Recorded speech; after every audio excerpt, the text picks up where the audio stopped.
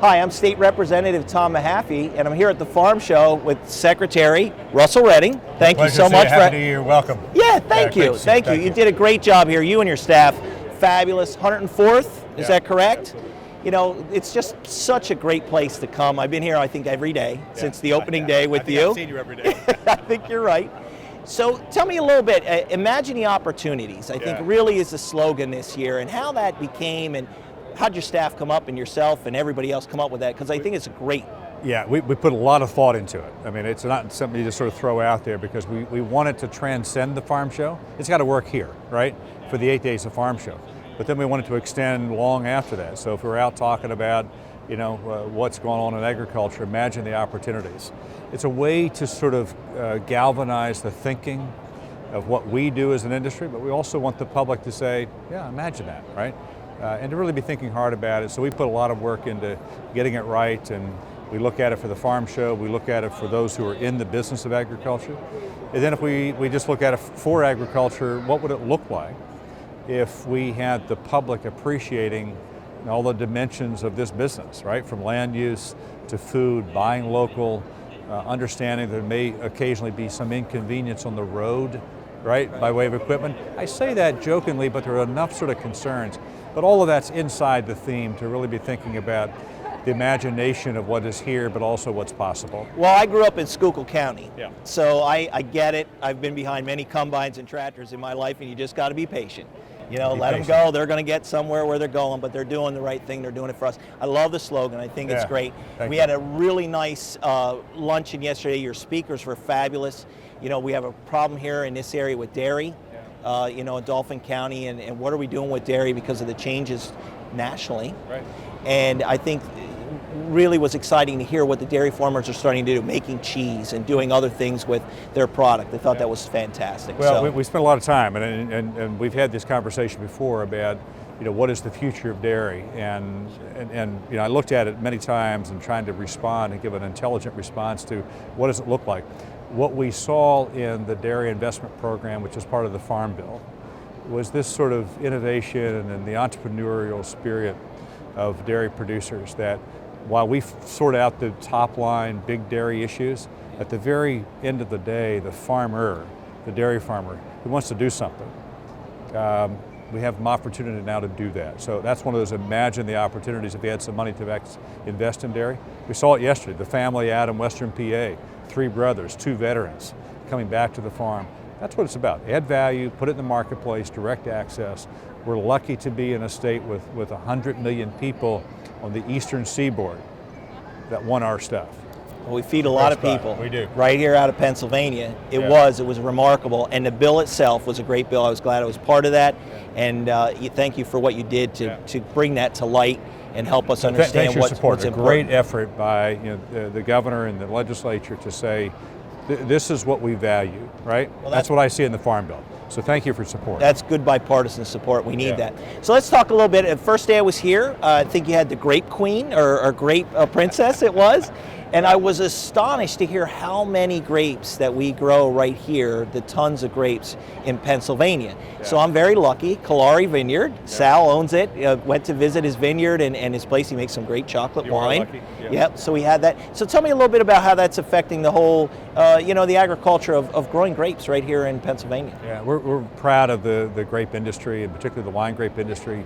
You know, if you look around the state, you go back sort of 20 years, the visionaries who said, I'll plant a vineyard. And now Pennsylvania is proud of some beautiful wines, great wines, right, that we can compete in this region and around the world for that matter, is a really good feeling. And look at what that's done for agritourism, what it's done for that local food, the pairing with some other, farm to table as one example. Walk in the Farm Show complex, look at all of those wineries that are small businesses producing really wonderful product. It's a really good feeling. I mean, I like it, and the folks who are in the complex like it as well. It's that touch point for agriculture. Well, do you think it's a lot to do with the soils? We're able to produce such great wine. I mean, as far as the grapes and so forth, our soils are that rich here? Is that what I understand? I think it's a combination. We've gotten really smart about the breeding and the genetics. I think there are wine and grape varieties now that are particularly well suited for Pennsylvania climates and soils. We've gotten a lot better at that. They have really excelled here, and that's part of it. The other is, we've gotten really good at winemaking, the science of winemaking. We've got access to a market that people are interested in that product, but also access to the farm to table and some of the local buying. We've got the LCB, which gives us access to some products. So I think it's a combination of things. Yeah, and the ag tourism side of that has been great. Like you were talking about earlier, you get the tours around the area and visiting each winery. It's really nice. So you're doing a great job with that. I'd like to talk about, right behind us here, we talk about the honeybees. I want to make sure when we say bees, we're talking about honeybees. When I was a kid growing up, my dad had about, I think, between 10 to 15 hives. Yeah. So it was part of my life growing up. We'd extract and make a lot of honey. It was some of the best honey I've ever had. He can't remake that now. He doesn't do it anymore. But I get a lot of emails talking about pesticides, talking about the things that are harming them. But without those bees, we don't have fruit, we don't have pollination, we don't have the things we need. So you want to give me a little bit of an insight what's going on there, how we're going to try to protect our bees and what we can do or what we can get better at? Well, it's one of those things where, every third bite that we take is thanks to a bee, right? It takes pollination. And whether you're in the Central Valley of Pennsylvania or the San Joaquin Valley of California, it's the same principle. You need the pollinators, and that's what we have in the bees. We need to work hard to protect them. I get a lot of feedback, questions as you do about what are we doing. It's a couple of things. There's no simple solution to this, right? It's not just about a pesticide question. We've got disease issues and mite issues, and you have some of that as your own sort of family experiences there about how to protect the hives, right? It's the winters and so forth. At the end of the day, just know that from the department standpoint, we developed a pollinator protection plan. There's a lot of different management issues. It's about how do you create habitat and make sure that those bees have access to the right habitat for pollination, making sure we don't overstress them, looking at what we do from a development standpoint. There's all kinds of issues inside of it, but I think for us as a department is making sure that we're mindful of their significance from an agricultural standpoint, but there's also great social value in that colony of bees and the pollinators and having the right state policies to protect it, while we're mindful of what the EPA does relative to labeling and restrictions and spray applications. That's clearly a part of our plan, but it's also part of this conversation. It is. It's always interesting, and I encourage anybody to go out and learn a lot more about the honeybee. It is how they are, the colonies, like you said. It's incredible to learn and understand how that honey become, how they make honey, and it's just an incredible and interesting thing. So the last thing I want to talk about, and this isn't a good thing, it's something that we really have to be mindful of, and you oversee, as the Department of Ag, you oversee the deer farms. Yes. Okay, we have a real big problem right now, and that has to do with CWD, which for those that don't know is chronic waste disease. It is killing our farms, it's killing our nature out there. It's a major problem. I've been part of it. I'm on the Game and Fisheries Committee. I learned a lot the last 3 years, but I want to do more. I want to try to correct this problem for not only the hunters, but those that are raising these deer. I mean, it's become a big part of our economy. We have one right down the street from my house, not in the district, but I'm very good friends with the Schmitz.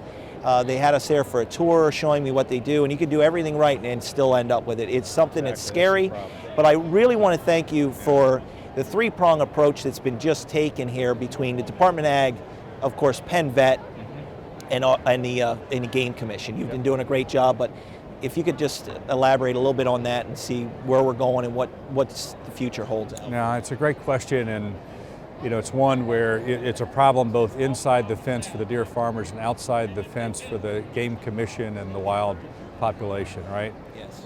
And that's part of the dilemma. It's out there, and how do we manage that as a Commonwealth versus as a single agency has been part of our strategy. So there has to be a Commonwealth response to it, and not pointing to one particular sector or another. But you have to also look at the science.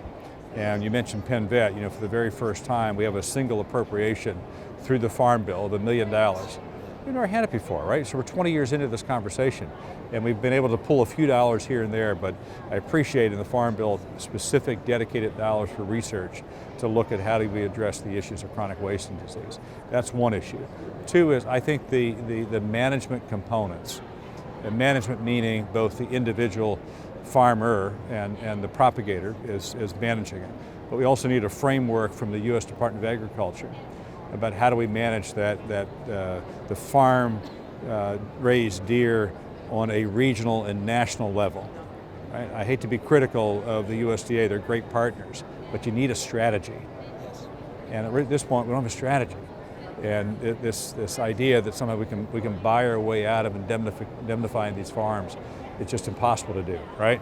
You have to have some other management strategy. But I remain sort of positive about having research, working collaboratively, looking at it as a state problem, engage our federal partners, and a lot of cooperation from the deer farmers. I mean, I appreciate what they're doing. They're caught in this dilemma, wanting to do the right things, but they're being subjected to, right? Well, CWD. it's scary. You get scary. it's going to put you out of business. Yeah, absolutely. And no one can survive this. Right. The quarantine time is years. Yeah. I see it coming, and it's very scary for them. And we want to do what's right also for our hunters. Absolutely. And we want to make sure that we have the white-tailed deer here for forever and ever. The problem we have is CWD doesn't notice a border. If the border of Pennsylvania ends, it can travel into West Virginia, Maryland, New York, Ohio. I think it's not even what we're doing here in PA, which I think is great with the three-prong approach. But I think looking out and saying that now as a country, like you were saying, we need to get this under control. That's been the most frustrating piece, is it doesn't recognize Maryland line, right? I live in Adams County, and it could travel 12 miles from the Maryland line, right? And we've got issues there. You need a strategy nationally to manage it, because it also leads to a response and some resolution of what the deer farmers do within that community themselves. You can't manage that inside the state boundaries. It's what you do with farms in Ohio and West Virginia and Oklahoma. And that's the strategy piece that at this point we don't have. We have to keep advocating and talking about it. And I think leading it, our state veterinarian, Dr. Brightbill, and others, really engaged directly in saying what's the national strategy and what should it look like. So, but I appreciate your insight and thoughts. No, it's something. I was with Penn Vet the other day, and they're talking about how they have dogs doing with the spotter and lanternfly, another problem we have here in the state, and identifying the eggs and so forth, and they're hoping that they're going to be able to do the same thing with CWD. It's exciting stuff. I'm excited to meet with them here in the near future and do that. But I want to thank you. I want to thank your staff. Thank you. Great people. They have done a great job, but I want to thank everybody that's come out and supported this farm show. It is a spectacular thing for families to come out and enjoy not only the food, but just to see everything. It's such a great thing. So thank you for what you've done here, and look forward to next year. Thank you. Great job. You're welcome. Thank you. Thank you.